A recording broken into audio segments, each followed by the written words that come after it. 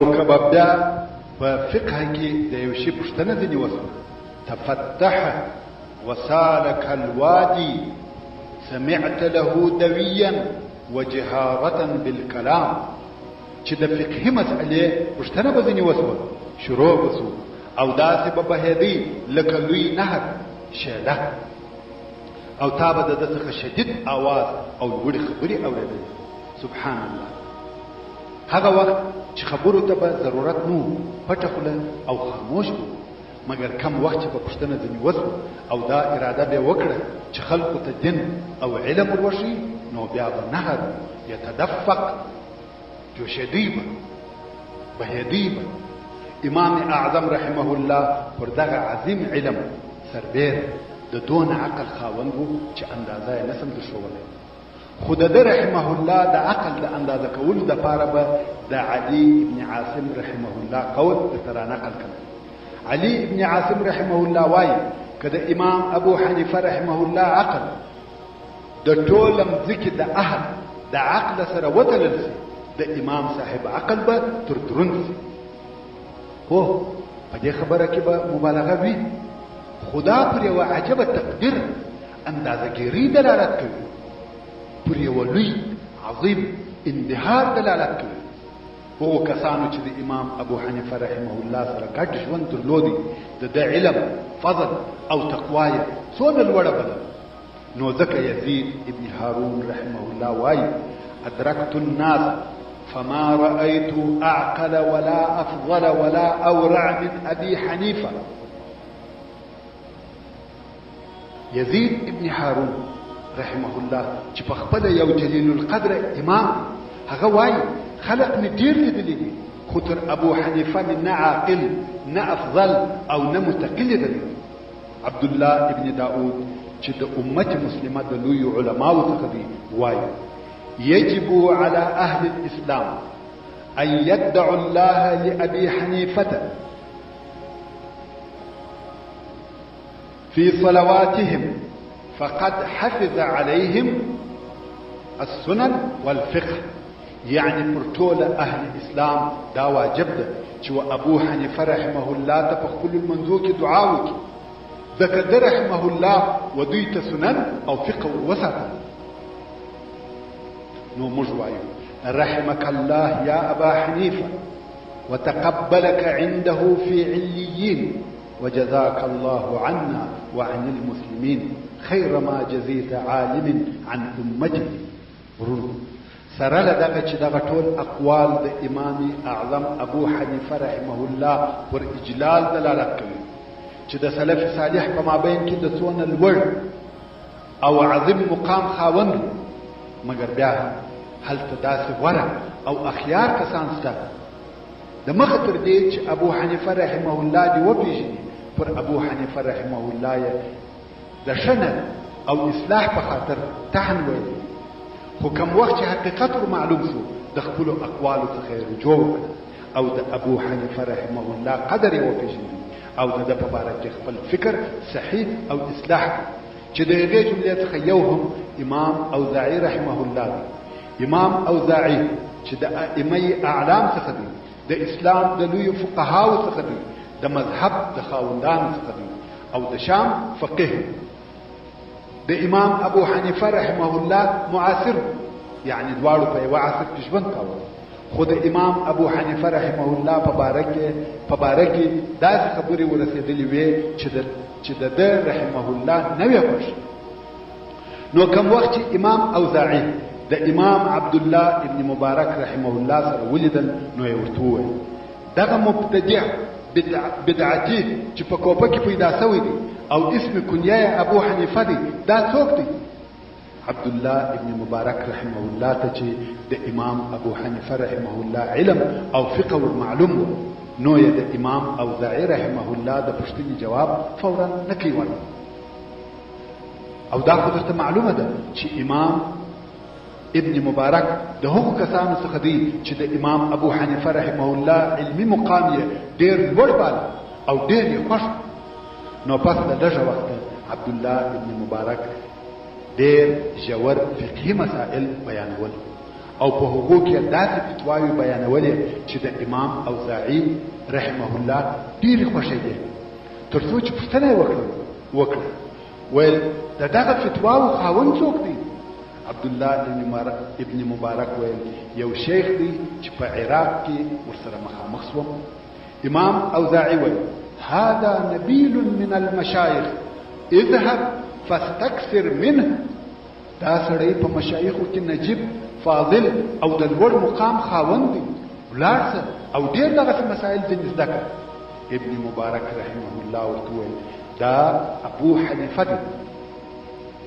د الله عز وجل اراده داسې وه چې په وروسته کې بیا امام اوزاعي د امام ابو حنیفه رحمه الله سره ملاقي او یو ځای شي، ورسره وویني. او په دغه ملاقات کې امام اوزاعي د امام ابو حنیفه په علم او فقه پوه او خبر شو. او بیا په وروسته کې امام اوزاعي و امام عبدالله ابن مبارک ته وویل د سړي په ډېر علم او پراخ عقل مې غبطه وشوه او د الله عز وجل څخه د پخواني ګمان په خاطر د مغفرت غوښتنه کوم. زه په ښکاره غلطیا کې وم، د دغه سړي ملګرتیا مه پرېږده، دی د هغه څخه مخالف و چې ماته را رسېدلی و. وکیع رحمه الله د امام ابو حنیفه رحمه الله په باره کې وایي کان ابو حنیفه والله عظیم الامانه وكان الله في قلبه جليلا كبيرا عظيما وكان يؤثر رضا ربه على كل شيء ولو أخذته السيوف في الله لاحتمل. يعني فوالله أبو حنيفة دا عظيم أمانة خاوند الله عز وجل دا پزړه جليل كبير أو عظيم دا الله عز وجل رضايه تر هر شي د مخ کول او اختیارول. کله الله عز وجل پلار کې په تور وال کېدلای د هغو تحمل یې کاوه، خو د الهي شریعت څخه نه اوښتي. څرنګه چې امام صاحب پر حق ټینګ او ثابت ولاړو، د ده رحمه الله دغه موقف د قضا په نه قبلولو کې دی رحمه الله ووهلو او بندي کولو ته واچاوه، خو د ده ثابت ایمان او راسخې عقیدې بند او وهل قبول کړه، نه قضا. امام اعظم ابو حنیفه رضی الله تعالی عنه د مروت او مړانې خاوند د الله عز وجل څخه ډېر بیرېږي. دا یې نه قبلول چې دین یې په دنیا بدل شي. نو ځکه د ده رحمه الله مذهب دا دی هر هغه قاضي چې د قضا د لارې رشوت قبلوي هېڅکله د قضا وړ او لایق نه دی. امام صاحب وایي هر قاضي که رشوت واخیستي هغه معزوله دی، که څه هم امام نکی معزول. امام ابو حنیفه رحمه الله دین او دنیا دواړه سره یو ځای کړي وو. د غنا او پراخ مال ترڅنګ عالم، فقيه، مجتهد او امام، خو پر دې ټولو سربېره متقي، فرهیزګار، عفیف او پاک. امام صاحب د ټولو هغه کسانو د پاره چې د پر شاوخوا و په عبادت او استقامت کې قدوه او رهنما و. دا څونه ښایسته خبره ده چې علم د عمل سره یو ځای شي. امام ابو حنیفه رحمه الله د هغو خلکو څخه و چې خپل ځان یې د هغو اعمال پابند او ملازم ګرځولی و کم چې د ده څخه د علم او دین غوښت. نو ځکه امام ابو حنیفه رحمه الله وایي رأيت المعاصي نزالا فتركتها مروءة فصارت ديانة. ګناهونه مې ذلت او کښتوالي ولیدې، د مروت او مړانې په خاطر مې پرېښول، نو هغه دیانت، تقوا او دینداري وګرځېده.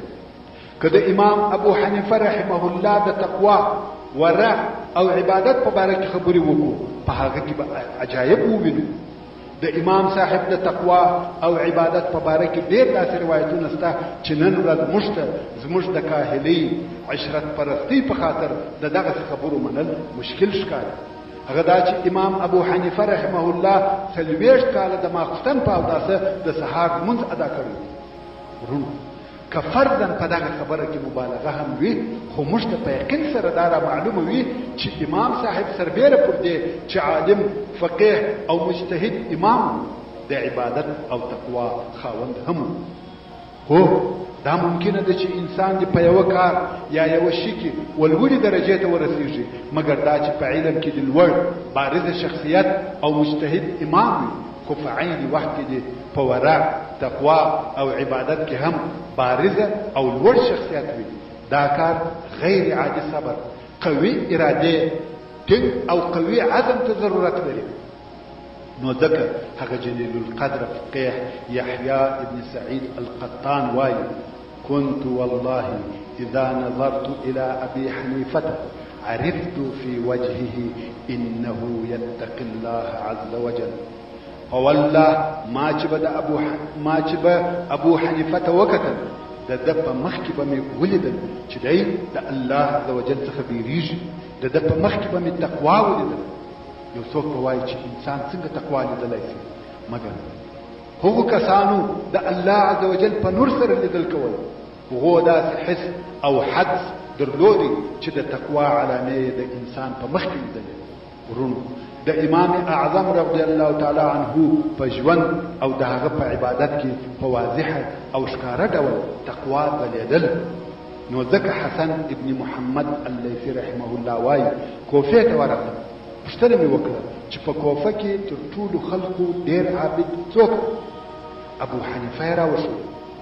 امام ابو حنیفه رحمه الله ډېر عبادت کاوه، د شپې به ټوله شپه لمونځ، عبادت، تهجد، ژړا او توبه کول، په لمانځه، روژه، قیام اللیل، تلاوت القرآن، بې کومک او استعانت غوښتل.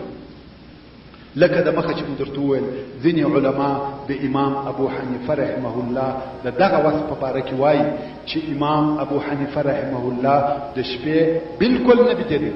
مثلا یحیی ابن ایوب الظاهر وایي امام ابو حنیفه رحمه الله د شپې نه بېدېده. امام ابو حنیفه رحمه الله د ډېر لمانځه په خاطر وتد وبلل سو.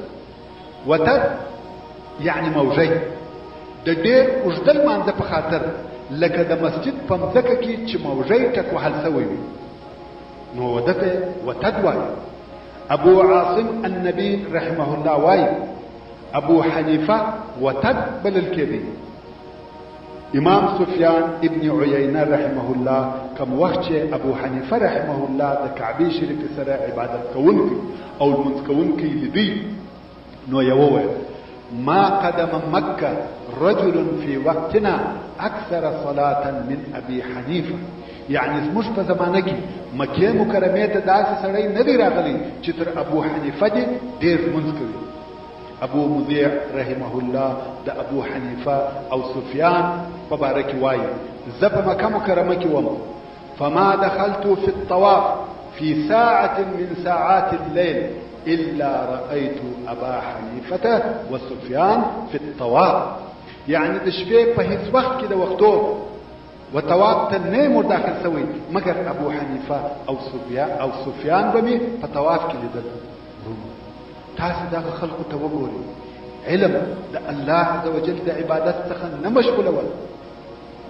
او امام اعظم ابو حنیفه رحمه الله یو د هغو څلورو کسانو څخه دی چې دننه په کعبه شریفه کې قرآن مجید ختم کړی، چې هغه څلور: امیر المؤمنین عثمان بن عفان، جلیل القدر صحابي تميم الداري، عظيم تابعي سعيد بن جبير، او امام اعظم ابو حنيفة النعمان رضي الله تعالى عنهم اجمعين دي. امام ابو حنیفه رحمه الله د الله عز وجل څخه ډېر بیریږي.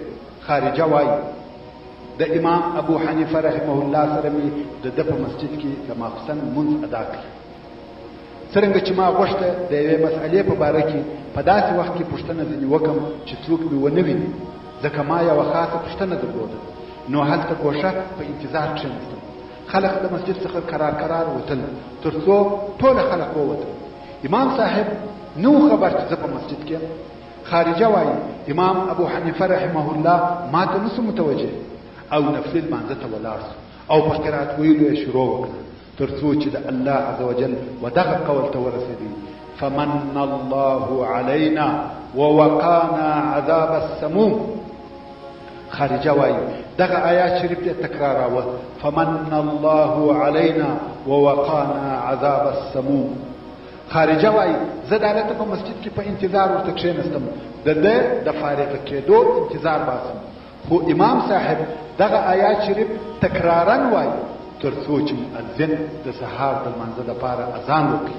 ورونو امام ابو حنیفه رضی الله تعالی عنه په کتاب الله قرآن مجید کې دغه تأمل کاوه او دغه په متاثره کېدی په یو آیات تر سهار پورې شپه تېروله.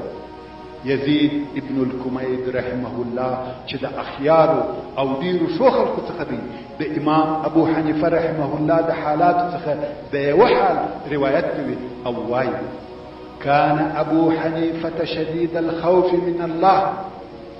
ويوشبه علي ابن الحسين المؤذن د ماخستان په لمانځه کې د الله عز وجل دغه قول ووایي اعوذ بالله من الشيطان الرجيم اذا زلزلت الارض زلزالها واخرجت الارض اثقالها وقال الانسان ما لها يومئذ تحدث اخبارها بأن ربك أوحى لها يومئذ يصدر الناس أشتاتا ليروا أعمالهم فمن يعمل مثقال ذرة خيرا يره ومن يعمل مثقال ذرة شرا يره.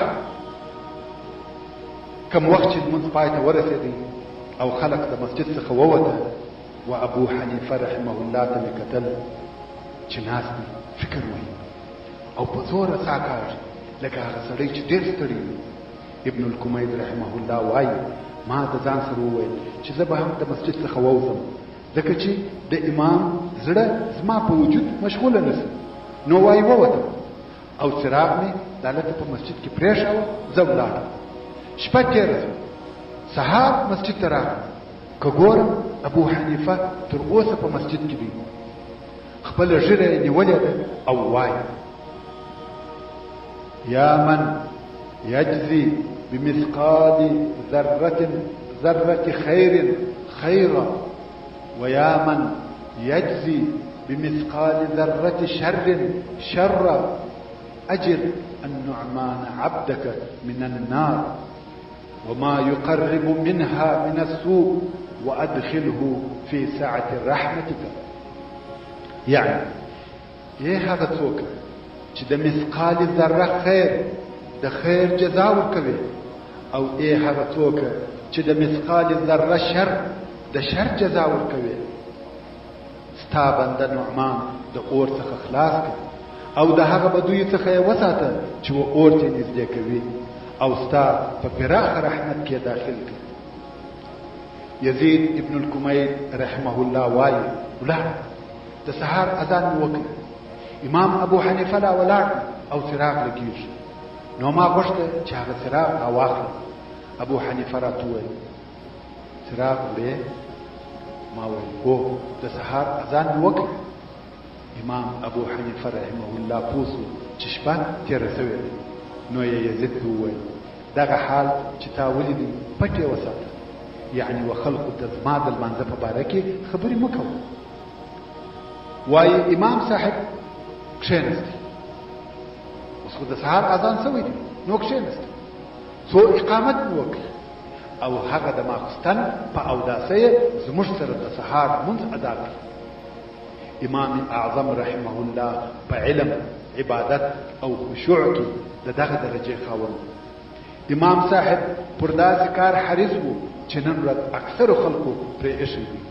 هغه ده کم وخت چې به لمانځه ته تلي هغه تر ټولو ښه او ګران قیمته کالي یې اغوستل، عطر او خوشبویي به یې استعمالول، ژیره به یې ږمنځول، ځان به یې جمیل او مزین کړ.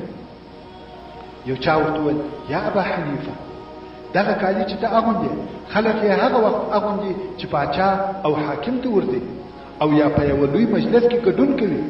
امام ابو حنیفه رحمه الله چې موږ او خلقو ته ښوونه کوي ویل د الله عز وجل د پاره زینت کول تر دې ښه دي چې و خلقو ته زینت کوي.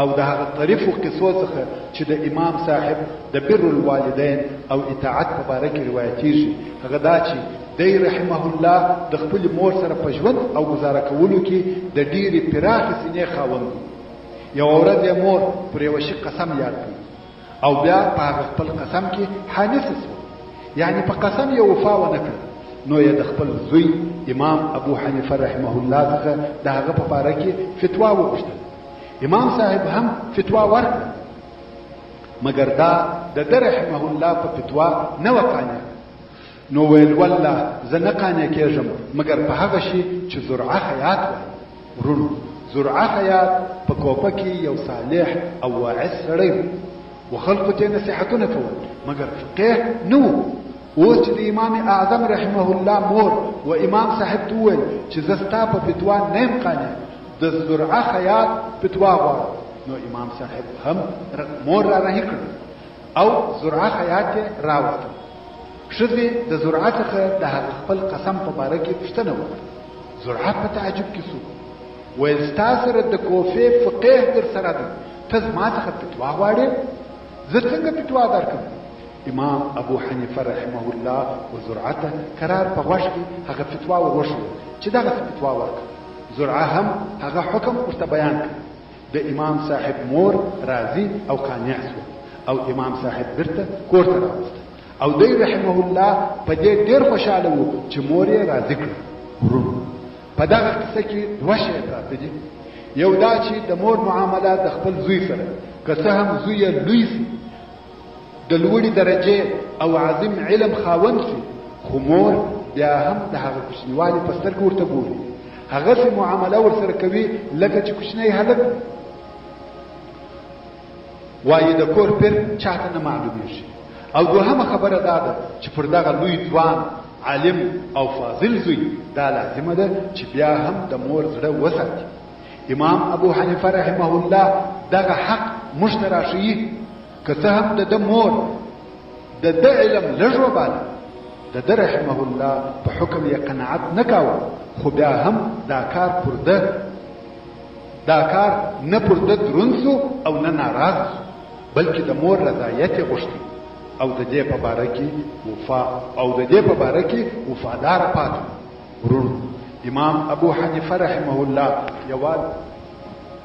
یوازې دا نه چې د مور په باره کې وفادار او حق پیژندونکی وو بلکې د هر چا حقوق یې پیژندل او په وفا کې ثابت قدمه وو د امام ابو حنیفه رحمه الله په یوه بله مشهوره قصه کې د ده رحمه الله وفا او حکمت د یو فاسق همسایه سره ولي امام ابو حنیفه رحمه الله په کوفه کې یو همسایه درلود چې دغه همسایه یې پینهدوز د ورځې به ټوله ورځ د باندې په خپله پینهدوزي اخته و ماښام چې به کور ته راتلی خپل خواړه به یې ورسره راوړل هغه به یې په کور کې پخول اخته به و غزلې او بیتونه به یې ویل خو دا همسایه په عین حال کې شراب هم څښل ورونو دغسې ګناهونه چې څوک یې په خپل کور کې په پټه کوي خلکو ته نه ښکاره کوي په دنیا کې جزا نور کول کېږي ځکه چا نه دی پر نیولی په دنیا کې هغه چاته جزا ورکول کېږي چې دغسې کارونه په ښکاره سره کوي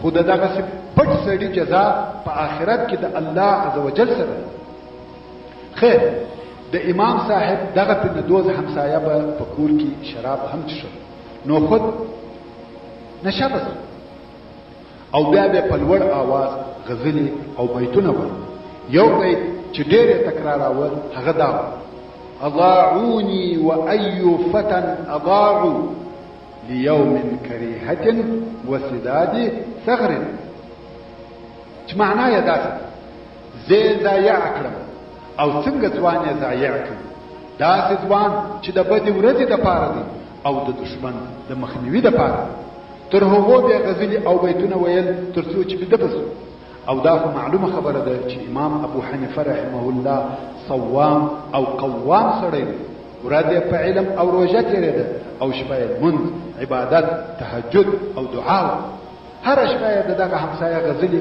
او آواز اورېده مګر څه یې نه ورته ویل او نه یې منع کاوه ځکه دغه سړی په خپل کور کې دا کارونه کوي نه یې عرض پر کاوه او نه یې دته شکایت کاوه ترڅو یو شپه دا आवाज ورک شو. امام صاحب په تعجب کې شو او دا تشویش ورته پیدا شو چې همسایه ته څه نه پېښ شوي. نو یې سهار وختي د هغه پوښتنه وکړه. ورته وویل شوی چې د شپې ګزمې ونیوي او اوس بندي دي. امام صاحب د سهار تر لمانځه وروسته فورا پر خپل بوده سپور شو، د کوفې د امیر د کور پر طرف ورهي شو او د هغه د ملاقات اجازه یې وغوښتل. د کوفې امیر ته خبر ورغی چې د کوفې فقیه امام اعظم د خپل عصر د ټولو مسلمانانو امام ابو حنیفه رحمه الله د ملاقات ته راغلی دی. د کوفې امیر خپلو پیردارانو ته وویل ژر اجازه ورکړئ او دغه سپور یې راوړئ. مې پرېږدئ چې د خپل بوده څخه کښته شي، پرېږدئ چې زما مجلس ته سپور راشي، تر څو چې زما دغه فرش د ده د بوده تر پښو لاندې شي. دا یې ټوله د امام صاحب د عزت او احترام په خاطر کول. پیردارانو هم دغه کار وکړي او امیر یې د استقبال لپاره مخې ته راغی. ښه راغلی یې ورته ووایه، په عزت یې کښېنول او ویل امر کوه، طلب او حاجت دې څه شي دي؟ امام صاحب ویل یو کوچني غوښتنه لرم، هغه دا چې یو پینه دوز زما همسایه ده او د شپې ګزمې نیولې. امیر امر وکړ چې پینه دوز خو فورا ایله کړي او هر هغه څوک چې مو په دغه شپه کې نیولي دي هغه هم ټوله د ابو حنیفه رحمه الله د عزت او احترام په خاطر ایله کړي. امام ابو حنیفه رحمه الله یې شکر ادا کړ او د امیر څخه رارهي شو. هغه پینه دوز تر شا په پسې دی تر څو چې کور ته ورسېده. اوس پینه دوز غواړي چې د امام صاحب شکریه ادا کړي، وایي نیکي دې راسره وکړه. خو امام ابو حنیفه رحمه الله و پینه دوز ته وکتل، ویل ځوان آیا موږ ضایع کړې؟ چې دا هغه د پینه دوز د بیت پوښتنه وه چې ویل دی اضاعوني و ای فتن اضاعوا. ځوان پوه شو چې امام صاحب زما په نشه شراب څښلو غزلو ویلو په ټولو خبر دی. نو یې فورا ورته وویل یا بلکې ودې ساتم، زما پالنه دې وکړه، جزاک الله خیرا عن حرمة الجوار و رعایة الحق. او ځوان د هغه خپلو کارو څخه توبه وکړه، بیا یې هیڅکله شراب څښلو او غزلو ویلو ته رجوع ونه کړه. امام اعظم ابو حنیفه رضی الله تعالی عنه دغه شخصیت موږ د رحمه الله اوصاف بیانوو چې دغه شخصیت تصور وکړي. تاسو دغه عالی اخلاق ته وګورئ چې د هغه عظیم علم او لوی فقه څخه منعکس کېده. تاسو دغه حلم او وفات وګورئ. که زموږ او ستاسې همسایه دغسې وي شاید ویې وهو، په جنګ او جنجال ورسره اخته شو. امام صاحب چې دغه پینه دوز ایله کولی شوی، بندي کولی هم شوی، مګر یا تر جنګ او وهلو ښه لار دا ده چې وسمې لارې ته په حکمت او اخلاقي طریقه راوبولي، په ادب عفو او بخښنه معامله ورسره وکړو، په ښه وضعیت یې و توبې ته تشویق کړو. علما دغسې د خلقو طبیعتونه ورمعلوم وه او پوهېدل چې باید څنګه تعامل ورسره وشي. علم دا نه دی چې فقط احکام صادروي، دا حلال دی، دا حرام دی، روا دی، ناروا دی، یجوز لا یجوز. دې ته هیڅکله علم نه ویل کېږي، بلکې واقعي علم لوړ اخلاق دی چې د انسان په عملي ژوند کې ښکاره او تطبیق وي. دغه ته د الله عز وجل د شرع فهم ویل کېږي. څرنګه چې د امام ابو حنیفه رحمه الله په فقه او فتواو کې فهم، حکمت، عقل او استنتاج پروت و، نو ځکه ځینې کسان د ابو حنیفه رحمه الله په فتواو نه پوهېدل. احیانا ځینې کسان د خپل جهل په سبب داسې ګمان کوي چې د امام ابو حنیفه رحمه الله احکام د سنت مطهره څخه مخالف دي، او ځینو کسانو به د نور څه په ویلو کې هم جرأت کاوه. مګر امام اعظم رحمه الله د دغسې کسانو سره په معامله کې ولوړو اخلاقو ته رسېدلی و. هېڅکله یې چا ته په بده سره جواب نه دی ورکړی. نو ځکه امام عبدالله ابن مبارک رحمه الله و سفیان الثوري رحمه الله ته وایي یا ابا عبدالله ما اتحد ابا حنیفه عن الغیبه ما سمعته یغتاب عدوا له قط. یعنی یا ابا عبدالله ابو حنیفه د غیبت څخه څونه لرې دی، هیڅ وخت مې نه دي ځینې اورېدلي چې د خپل دشمن غیبت یې کړی، خپل دشمن هم په بده سره نه یادوي. اما سفیان ثوری رحمه الله ورته وویل فوالله ابو حنیفه تر دې ډېر عاقل دی چې پر خپلو حسناتو دي داسې شی مسلط کړي چې ځینې یویې ورونو. دا خو درته معلومه ده چې غیبت د انسان نیکۍ وړي، او امام اعظم رحمه الله د خپلو نیکیو د ساتلو په خاطر هیڅ وخت د هیچا غیبت نه کوي. ورونو امام ابو حنیفه رحمه الله پوهېدی چې په خلقو کې ځینې داسې کسان شته چې د ده رحمه الله سره حسد لري، مګر دا هم ور معلومه وه چې د ده محبان، شاګردان، اصحاب او اتباع هم ډېر زیات دي چې اصلا هم دغه خلق په ټولنه کې د لوړ مقام، لوی قدر او قوي حجت خاوندان. عبدالله ابن داود القریظي هغه لوی فقيه محدث د امام ابو حنیفه رحمه الله د مخالفینو په باره کې وایي الناس في ابي حنیفه رجلان جاهل به وحاسد له واحسنهم عندي حالا الجاهل. يعني د ابو حنیفه رحمه الله مخالفین پر دوه قسم دي، یا دا چې د قدر د جهل او بے خبرتیا په سبب نور معلومیږي، یا دا چې هغه ټوله ور معلوم دي خو حسد یې نه پرېږدي چې د ده پر فضیلت اعتراف وکړي. نو مخالف یې یا جاهل دی یا حاسد، او وایي په دوی دوو کې زما په نظر هغه جاهل ښه دی نه حاسد. ورونو دا اخلاق دي چې سلف صالح یې موږ ته راښیي. ځینې اوقات موږ هم د علماو یا صالحینو په باره کې داسې خبرې کوو چې پر هغو عیب وایو، ازاروو یې، مګر سلف صالح راته وایي خبردار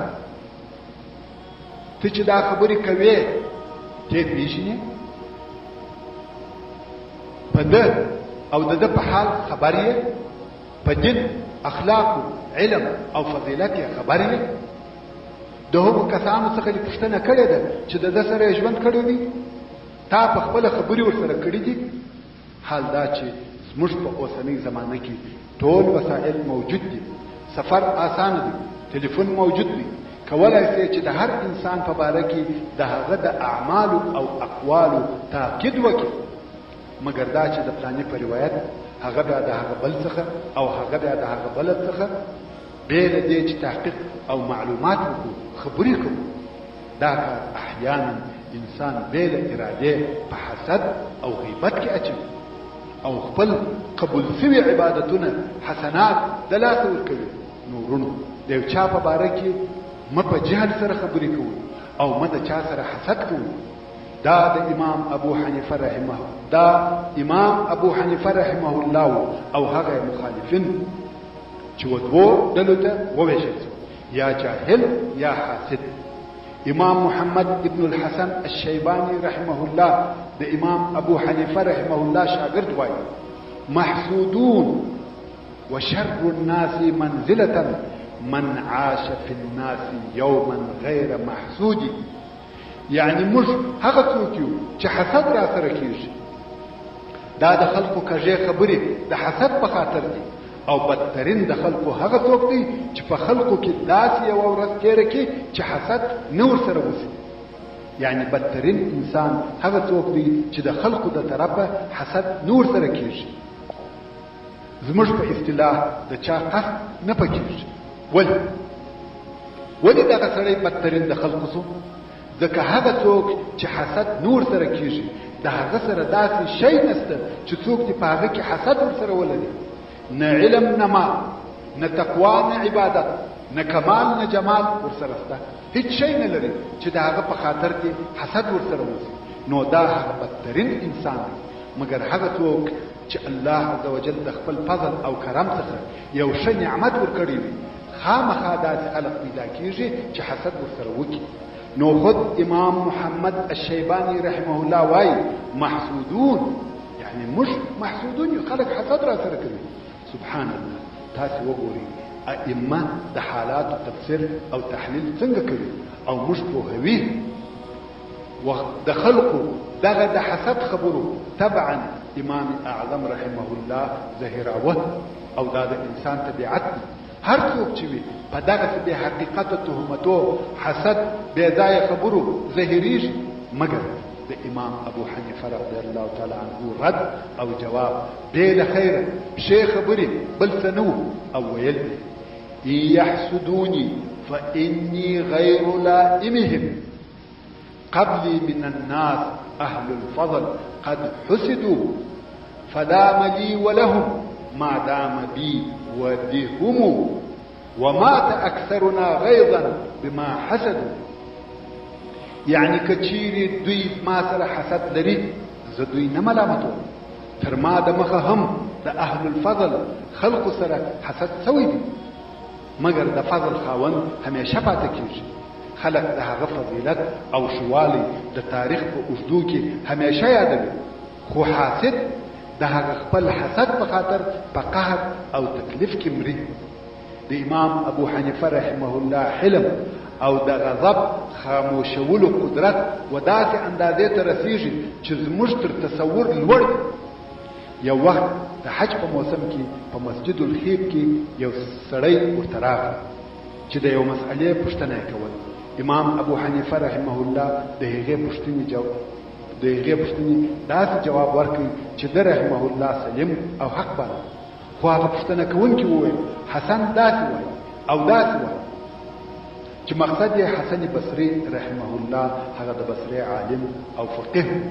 امام ابو حنیفه رحمه الله وویل اخطأ الحسن، يعني په دغه مسئله کې د حسن فتوا نه ده صحیح. سړی چې د حسن بصري رحمه الله د طرفدارانو او متحمسینو څخه وو او د امام ابو حنیفه رحمه الله د محاسدینو او منتقدینو څخه وو، ویل ته وایې اخطأ الحسن یا ابن زانیه، دا ډېره بده خبره ده، د اخلاقو څخه لرې او وتلې خبره ده، او په عین حال کې پر علماو جرأت دی. هو ځینې کسان شته چې نه ادب لري نه اخلاق او نه خپله ژبه ساتلی دی، چې دا ډېر بد عادت دی. خبرې که څه هم د مخالفینو سره وي، د خطا وتلي سړي سره وي، حتی که د منحرف انسان سره وي، باید بدې جملې او شدیده لهجه نشي استعمال. خو دا ډېره بده د اخلاق څخه د باندې جمله وه چې دا سړي وویل او لاړ. مگر امام ابو حنیفه رضی الله تعالی عنه په ډېره سړه سینه خو په غمجن آواز وویل ای والله اخطأ الحسن واصاب ابن مسعود. يعني په دې مسأله کې ما سره د جلیل القدر صحابي عبد الله ابن مسعود رضی الله تعالی عنه روایت ده چې هغه د حسن د فتوا څخه مخالف دی، او په دې کې هیڅ شک نشته چې ابن مسعود رضی الله تعالی عنه تر حسن بصري رحمه الله ډېر عالم او افضل دی. نو څنګه د ابن مسعود رایه د حسن د رایه په خاطر پرېږده چې دلته امام ابو حنیفه رحمه الله په ډېره سړه سینه دا ښکاره کړل چې د دغې مسئلې اساس او مصدر چیرې او څنګه دی، او د امام صاحب په نیز د صحابي او تابعي د رایې په مابین کې ډېر لوی فرق موجود دی. که هر څونه هم د دغه تابعي مقام لوړ او جلیل وي، خو په صحابي پسې نشي رسېدلی. امام ابو حنیفه رحمه الله به دعا کول او ویل به اللهم من ضاق بنا صدره فإن قلوبنا قد اتسعت له فبشر عباد الذين يستمعون القول فيتبعون احسنه. يعني يا الهي هر هغه څوک چې سینې یې په موږ تنګې سوي دي، زموږ زړونه وهغو ته پراخ دي، نو هغو بندگانو ته زیری ورکړه چې خبرې اوري او د هغه شو یې متابعت کوي. جلیل القدر امام یزید ابن هارون رحمه الله وایي ما رأيت احدا احلم من ابي حنیفه. تر امام ابو حنیفه رحمه الله مې هیڅوک ډېر حلم نه دی لیدلی. ورونو حلم ډېر لوی قوت دی. حلم دا دی چې انسان د غضب او آزار په وخت کې خپل ځان په کنټرول او اراده کې راوړي. قوي هغه څوک نه دی چې ډېر ژر بدله او انتقام اخلي، بلکې واقعي قوي هغه څوک دی چې د قهر او غضب په وخت کې د ځان پر کنټرولولو او اداره کولو قادر وي. یو وخت یو سړي و امام ابو حنیفه رحمه الله ته ډېر بد الفاظ وویل ویل یا مبتدع یا زنديق. امام ابو حنیفه رحمه الله په جواب کې ورته ویل غفر الله لك الله يعلم مني خلاف ذلك واني ما عدلت به منذ عرفته ولا ارجو الا عفوه ولا اخاف الا عقابه. يعني الله عز وجل بخښنه درته وکي، الله جل جلاله دا ستا د قول خلاف په ما خبر دی. د کوم وخت څخه چې الله مې پېژندلی دی سرکشي مې نه ده ځینې کړې، او بې له د عفو د بل شي امید نه لرم، او بې له د عذابه د بل شي څخه نه بیریږم. امام ابو حنیفه رضی الله تعالی عنه د خپل نفس په اداره کولو او حلم کې ډېر قوي و، مگر هغه شی چې د امام ابو حنیفه رحمه الله څخه متمیز او ممتاز شخصیت جوړ کړي او دی رحمه الله د دغه ټولو عظیمو صفاتو خاوند وګرځاوه. د هغه سبب هغه الهي فضل و چې وده رحمه الله ته تر حد او اندازې زیات روښانه عقل، ذراکت، هوښیاري، ثبات، وضاحت ورکړي و. او دی رحمه الله په دغه باره کې ډېر مواقف او عجبه قصې لري. امام ابو حنیفه رحمه الله یو غیر عادي تر فکر لوړ قدرت درلودي چې پر خپلو خصومو او مناقشینو یې په حاضر جوابي سره حجت ثابتولای او دلیل قایمولای چې د هغې جملې څخه به یو څو قصې درته بیان کړم. اول دا چې و امام ابو حنیفه رحمه الله ته حال او خبر راغلی چې هلته په کوفه کې یو سړی دی چې پر راشد خلیفه جلیل القدر صحابي امیر المؤمنین عثمان ذی النورین رضی الله تعالی عنه ډېرې بدې خبرې کوي، بد یې بولي تر داسې اندازې چې د ده رضی الله تعالی عنه په باره کې به ویل چې یهودي دی. حاشاه والعیاذ بالله. ورونو ځینې اوقات انسان د ډېر حقد او حسد په خاطر و دغه درجې ته رسیږي، نو ځانونه د حقد، حسد، عناد او عداوت څخه ساتي چې انسان ړندوي. خیر دا خبر و امام ابو حنیفه رحمه الله ته ورسېدی.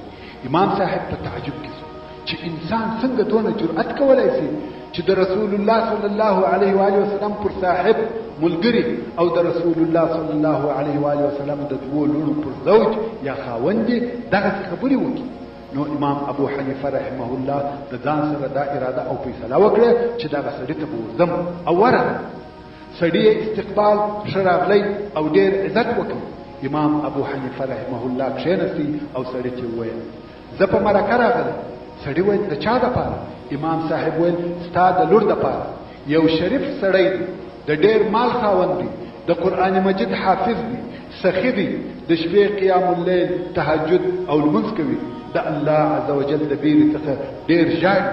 سړي ویل یا ابا حنیفه خلق تر دغه په لږ صفتو قانع کېږي، دا څوک دی چې دغه ټول صفتونه پکښې یو ځای شوي دي؟